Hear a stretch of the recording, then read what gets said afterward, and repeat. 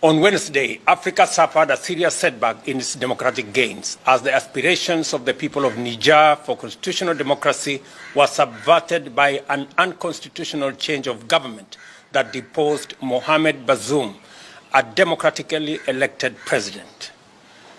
The Republic of Kenya joins the rest of the world to condemn in the strongest terms this unconstitutional act that subverts democracy through a coup d'etat and calls for the immediate release of President Mohamed Bazoum, who is reportedly seized by members of the Presidential Guard.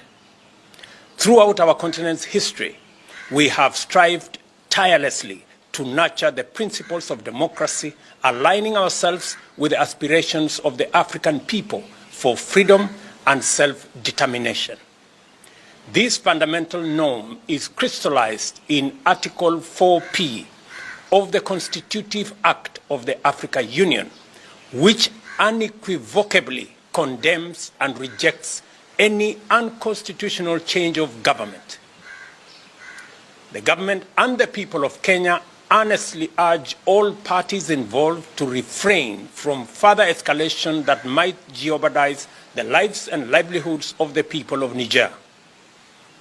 We call for the swift restoration of constitutional rule, ensuring the protection of the population and a return to full civilian authority while upholding utmost respect for the country's institutions. In this moment of strife, we implore all parties to engage in constructive discourse to restore peace in this fraternal nation, which has steadfastly stood as a bulwark against terrorism and its agents in the Sahel region. The resurgence of military coups and attempts to subvert the will of the people on our beloved continent demands a united and global response to hold those responsible accountable for their actions. Let us stand together as one to reaffirm our commitment to democracy, liberty, and the progress we have achieved. We must remain vigilant, guarding against any slide back into dark days that threaten the hard-fought gains in democracy.